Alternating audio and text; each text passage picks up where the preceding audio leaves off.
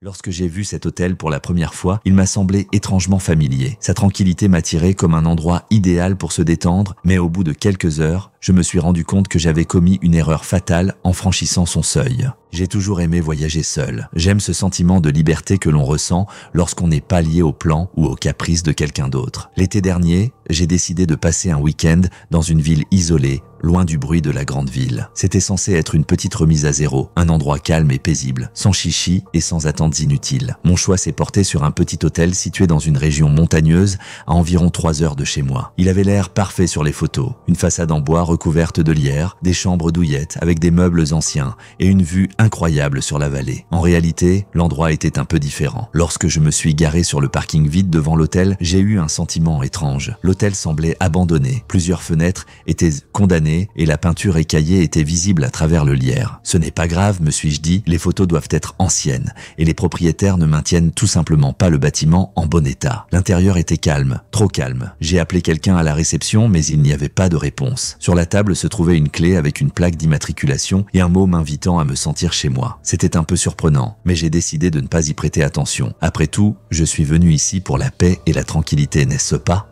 Le voyage a commencé spontanément. Ces derniers temps, je me sentais épuisé, comme si toute mon énergie s'écoulait chaque jour, ne laissant que fatigue et irritation. Le travail, les échéances interminables, les attentes de mes patrons, tout cela planait au-dessus de moi comme une ombre qui ne pouvait pas être enlevée. Mon thérapeute m'a conseillé de faire une pause, de changer d'environnement, d'échapper à ce cycle sans fin pendant quelques jours. C'est pourquoi je me suis retrouvé ici, dans ce qui me semblait être l'endroit idéal pour m'évader. Sur le chemin, je n'ai rencontré presque personne. Les longues routes désertes qui serpentent à travers des forêts denses semblaient me couper du monde que je connaissais. Sur le chemin de l'hôtel, j'ai remarqué un petit village à quelques kilomètres de là. Il avait l'air presque abandonné. Quelques vieilles maisons aux portes fermées et aux cours vides. Je n'ai même pas vu d'habitants, juste quelques voitures recouvertes d'une couche de poussière garées le long de la route. C'était un peu étrange, mais il y avait aussi quelque chose d'apaisant. Je voulais exactement ce genre d'isolement, un isolement total, sans personne pour me déranger. Je m'étais préparé à ignorer toutes les alarmes. Pourtant, lorsque je me suis garé sur le parking de l'hôtel, je me suis senti un peu mal à l'aise. L'endroit avait l'air sans vie, comme si personne n'y avait séjourné depuis longtemps. En entrant dans ma chambre, j'ai tout de suite remarqué qu'elle était beaucoup plus simple que sur la photo. De vieux meubles, des tapis poussiéreux, une faible lumière provenant d'une seule lampe au plafond. Mais le pire, c'était la sensation de froid. Même en plein été,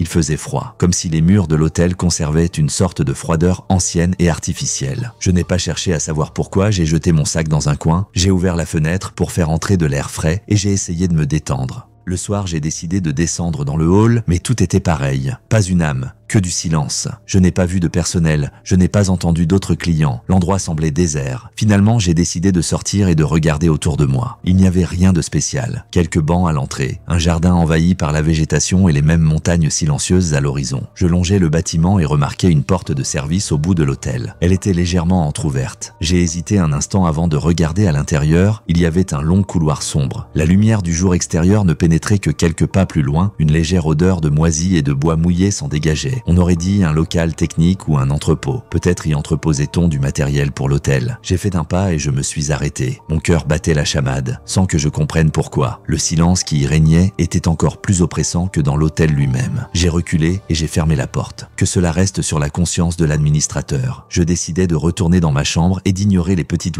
choses qui me stressaient tant. La fatigue se faisait sentir et je m'endormis plus vite que prévu. Je me suis réveillé au milieu de la nuit à cause d'un bruit étrange. J'ai d'abord cru qu'il s'agissait de la pluie, mais après avoir écouté, je me suis rendu compte que le bruit venait de l'intérieur du bâtiment. On aurait dit un léger craquement, comme si quelqu'un déplaçait lentement sa main sur une surface en bois. Je me suis figé, essayant de saisir la direction. C'était quelque part à proximité, mais certainement pas dans ma chambre. Un sentiment d'angoisse m'envahit. Je n'avais vu personne de la journée. Qui pouvait bien faire ces bruits? Mon cœur se mit à battre plus fort lorsque les craquements firent place à des bruits de pas étouffés, à peine audibles, mais sûrs. Ils venaient de derrière le mur, juste à côté de mon lit. L'hôtel devait avoir des cloisons en bois. Le son se transmettait facilement à travers les murs fins. Je me suis levé doucement en essayant de ne pas faire de bruit. Le sentiment de ne pas être seul m'envahit si fortement que je ne parvins pas à me rendormir. J'ai ouvert mon téléphone et j'ai regardé l'heure. 2h17. Le signal était faible, mais l'internet fonctionnait. Cela m'a rassuré. J'ai allumé la lampe de poche et j'ai décidé de faire le tour de la chambre pour m'assurer que tout était en ordre. L'armoire, le lit, la table, tout était en place. La fenêtre était entrouverte, mais je me souvins que je l'avais laissée ainsi le soir. En me justifiant, Je me suis dit que ce n'était peut-être que le vent ou le mouvement de vieux tuyaux. Mais en m'approchant de la porte, j'ai eu l'impression que quelqu'un se tenait derrière. Ce n'était pas seulement un soupçon, c'était quelque chose d'autre,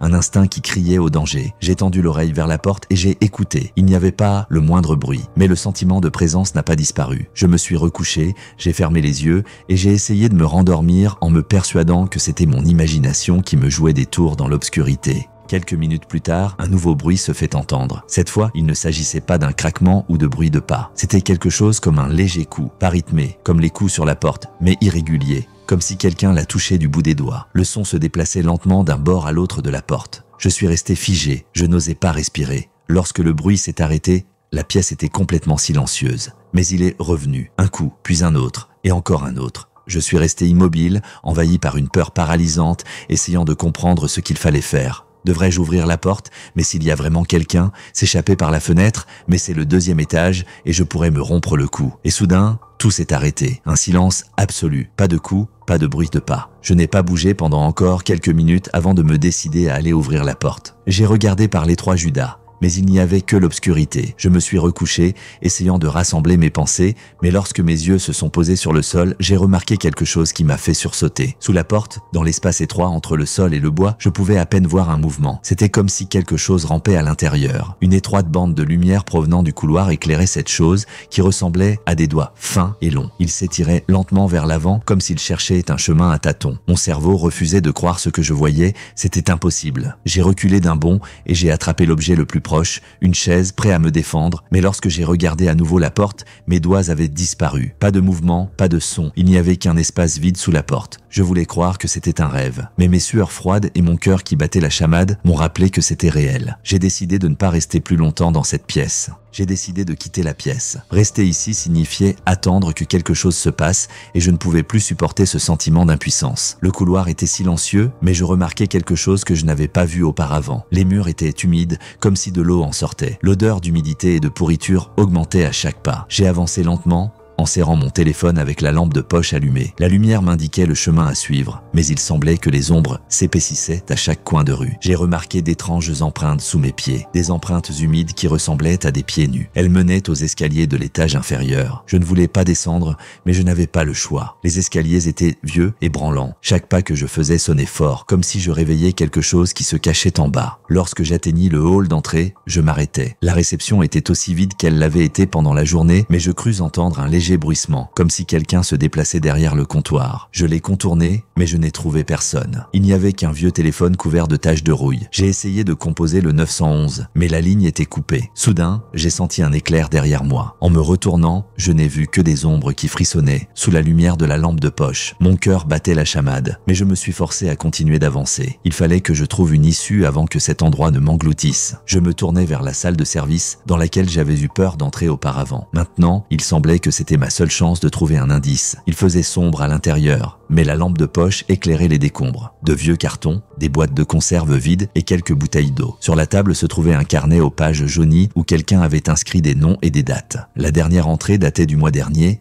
et j'ai remarqué un nom familier. Il correspondait au nom du réceptionniste de l'hôtel sur le reçu. Alors que je regardais le carnet, j'ai entendu une porte grincer. J'ai tourné la tête et j'ai vu une silhouette dans le passage. C'était un homme, grand, voûté, portant des vêtements sales. Je n'ai même pas eu le temps de crier qu'il s'est précipité sur moi. Tout s'est passé très vite. L'homme m'a frappé à l'épaule avec quelque chose de lourd et je suis tombé par terre. Le coup m'a causé une douleur fulgurante, mais je me suis relevé et je l'ai repoussé. J'ai commencé à courir. Mais à présent, j'étais poursuivi non seulement par cet homme, mais aussi par d'autres. J'entendais leurs pas et leurs chuchotements venant de différentes directions. Dans l'obscurité, ils ressemblaient à des fantômes. Mais c'était de vraies personnes. Ils m'ont conduit dans une autre partie du bâtiment où j'ai senti une porte fermée. Lorsque j'ai essayé de l'ouvrir, l'un des poursuivants m'a attrapé le bras. Il y avait quelque chose d'inhumain, de presque prédateur dans ses yeux. J'ai réussi à m'échapper mais non sans perte. J'ai senti que quelque chose de pointu m'entaillait la cuisse. La douleur était insupportable et j'ai failli perdre l'équilibre. Cependant, l'adrénaline m'a poussé à aller de l'avant. J'ai cherché la fenêtre. Je l'ai brisée avec un morceau de bois et j'ai sauté. Je suis tombé sur le sol dur, sentant le sang couler le long de ma jambe. Chaque respiration me faisait mal.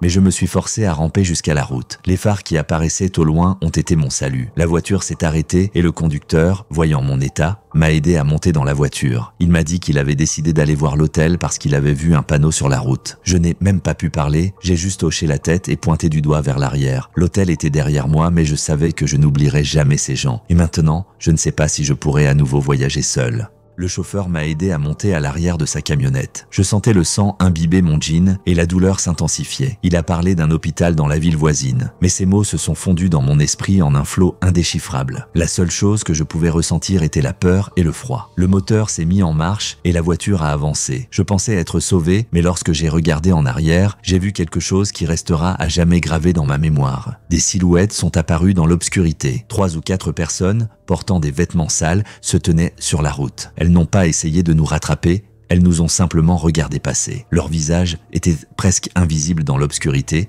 mais je pouvais les sentir sourire. J'ai essayé de dire quelque chose au chauffeur, mais je n'ai fait que siffler. Il m'a regardé dans le rétroviseur et m'a fait un signe de la main rassurant, me disant que tout allait bien. Nous avons continué à rouler et j'ai essayé de me concentrer pour ne pas m'évanouir. Mais l'idée que ces gens restaient là à regarder me revenait sans cesse à l'esprit. Pourquoi ne m'ont-ils pas tué là, dans l'hôtel? La route était vide, seules les ombres des arbres sur le bord de la route se balançaient sous l'effet des phares de la voiture. Mais même ici, dans une sécurité relative, je sentais que nous n'étions pas seuls. Chaque craquement d'arbres ou mouvement dans l'obscurité me semblait être un signe qu'ils étaient allés proches. Le chauffeur a essayé de me demander ce qui s'était passé. Il m'a dit qu'il s'appelait Michael et qu'il travaillait dans la livraison.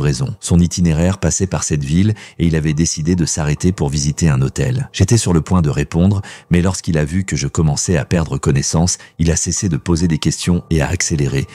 La voiture a freiné brusquement dans un virage. J'ai levé les yeux, essayant de comprendre ce qui s'était passé. Une femme se tenait devant nous. Elle semblait sortir des bois. Ses vêtements étaient déchirés et sales, ses cheveux étaient ébouriffés. Michael a poussé un juron et a appuyé sur le klaxon, mais elle n'a pas bougé. « C'est quoi ce bordel ?» a-t-il murmuré en sortant de la voiture. Je voulais l'arrêter, mais je n'en avais pas la force. Michael s'est approché d'elle et a dit quelque chose, mais la femme est soudain tombée à genoux. Il s'est penché pour l'aider, et c'est alors que j'ai vu une autre silhouette émerger de l'obscurité derrière lui, l'un des hommes que j'avais vu à l'hôtel. Reculé, ai-je soufflé, essayant de l'avertir. Mais il était trop tard. L'homme a frappé Michael à la tête avec quelque chose de lourd. Il est tombé, l'agresseur s'est arrêté et m'a regardé droit dans les yeux. J'étais paralysé par la peur, mais quand il a commencé à s'approcher, mon instinct a pris le dessus. J'ai attrapé la porte, je l'ai ouverte et je suis tombé sur le trottoir. Ma jambe me faisait tellement mal que je pouvais à peine ramper, mais cela ne m'a pas arrêté. L'agresseur s'est approché de la voiture, mais j'ai entendu Michael, bien que blessé, se lever et le poignarder dans le dos. Le bruit de la lutte et des jurons a brisé le silence de la nuit. Je ne savais pas comment cela allait se terminer, mais j'ai rassemblé mes dernières forces